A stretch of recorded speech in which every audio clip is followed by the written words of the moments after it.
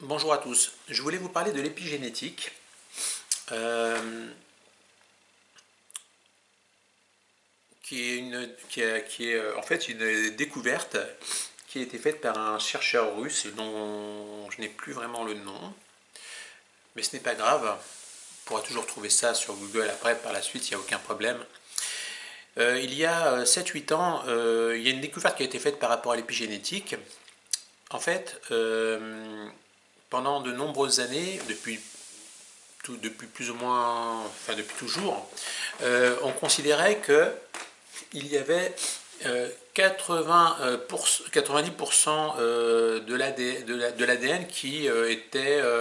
était une ADN poubelle en réalité, alors qu'on n'utilisait que 10% de notre ADN.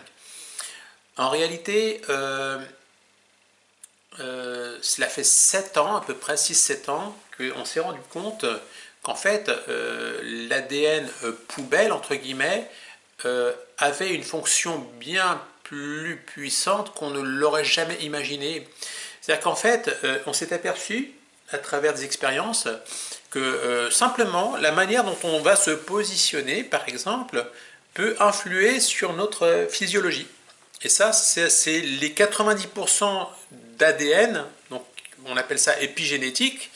qui va faire le travail pour créer, pour changer, pour transformer la physiologie de l'individu, simplement de la manière dont il se positionne. D'accord?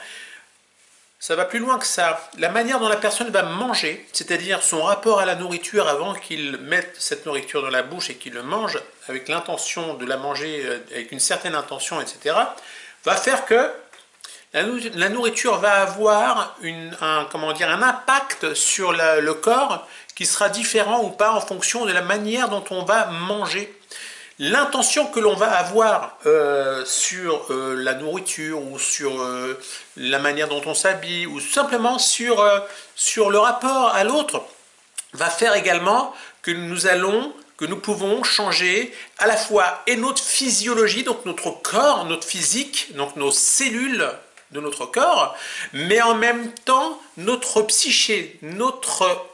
toute notre psyché, d'accord, au niveau à la fois cognitif,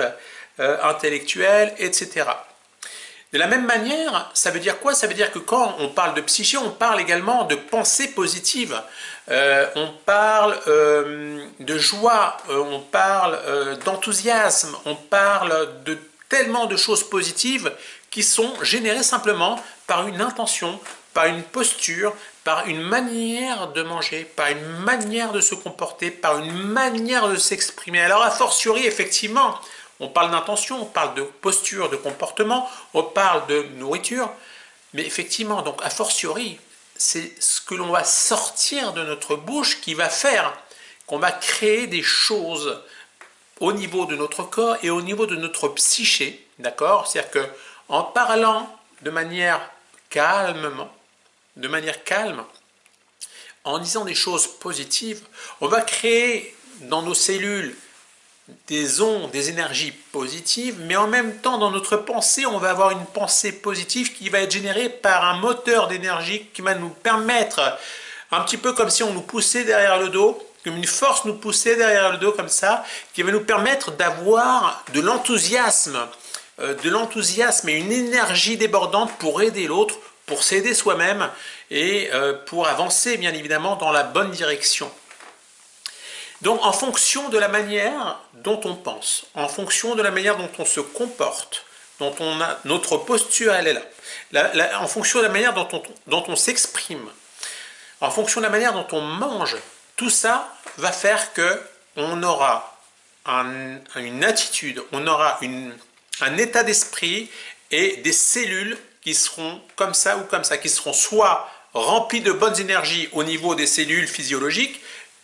rempli de bonnes énergies au niveau de la pensée ou pas. Donc, d'où l'importance de faire attention à ce que l'on sort de notre bouche, d'accord? Si par exemple on va dire je vais essayer de faire quelque chose, on supprime le mot essayer, on va dire je vais faire, ou même mieux que ça, je démarre maintenant le changement de ma vie. Donc ça c'est une première chose, d'accord? Mais en plus de s'exprimer par la bouche, donc en plus de parler, il y a la pensée, d'accord, positive, l'état d'esprit, la pensée positive, la parole positive, la posture positive et la manière dont on s'habille également, qui va faire qu'on va avoir un changement positif physiologiquement et dans son état d'esprit. Et en faisant comme ça, on pourra beaucoup plus facilement avoir une meilleure image de soi, avoir plus confiance en soi, avoir un plus grand amour pour soi, amour propre. Et donc, on va développer son estime de soi. Et c'est ce qui est important, parce qu'à partir de là, vous pourrez beaucoup plus facilement atteindre votre objectif. Voilà ce que je voulais faire, je voulais créer le lien entre les découvertes qu'il y a eu il y a 6-7 ans au niveau de l'épigénétique et les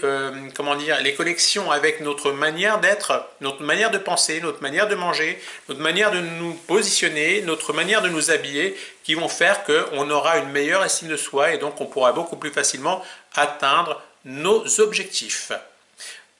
Je vous souhaite une belle journée.